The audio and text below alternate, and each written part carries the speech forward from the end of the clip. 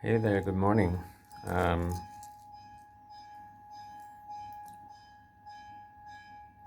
I'm always unsure at the beginning because I'm thinking. When I am not thinking, I can talk more smoothly. What I want to say is this. People ask about your asana practice when you're doing Ashtanga all the time, and they want to know what your full practice is. I have said this so many times in videos, but also to people in person. Your full practice is whatever you did that morning. I shared a quote from Paramahamsa Yogananda, who wrote Autobiography of a Yogi, this morning on my social media. And he talks about don't try to sit and meditate for long periods of time. Try to sit just for a short time, but go deep. And then the stamina will come and you'll want to sit for longer, and then the depth will come more easily, and the length of time will come more easily.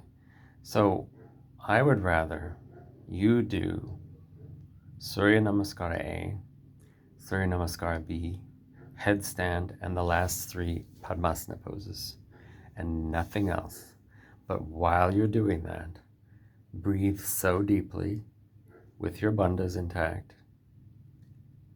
Take your awareness, focus it deep inside yourself, and go deep. When I met Guruji years ago, after being around him for several months, he said, I think you're not the kind of person who likes to swim on the surface of the ocean. You like to dive in and go deep. And I said, and it's the truth. I don't want to waste my time on the surface.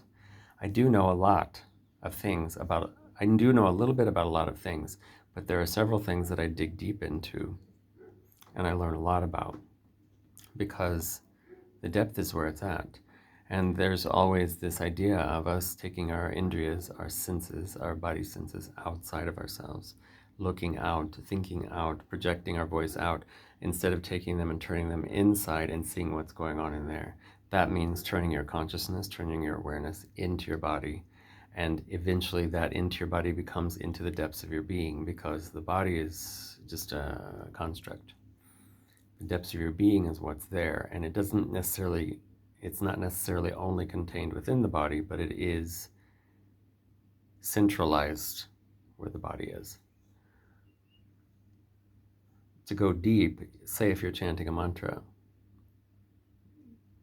you don't chant it out loud, you chant it internally, and if you're whispering it or chanting it out loud, you still take the focus of your frontal lobe and turn it inside your body.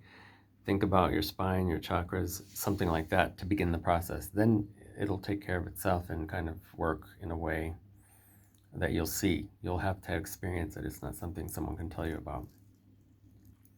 If you're doing the asana practice, you're really focusing on the continuity of the breath, of lifting from the navel and from the pelvic floor, and of your drishti, so that your drishti brings you back to your nose, your third eye, so that your awareness keeps turning back into these points that go inside yourself. It's not about trying to show off what you're doing. It's about you having a deep experience and getting to know what's going on within you. Nowhere else, because nowhere else matters. So why would you care? So more is more in many cases. Less isn't always more, as they say. It's an English saying. Not England, the country, English in English. A lot of people, my followers, are not native English speakers. That's why I say that. Less is more. Less is more if you're taking it deep. More is more if you're taking it deep. So when you get the less point, like what I said, that short practice, if you get the depth going on in that short of a practice, which can happen within 20 to half an hour, then when you start adding on poses and you keep that depth, it gets deeper and deeper and deeper. And then you have this consciousness that you take with you out into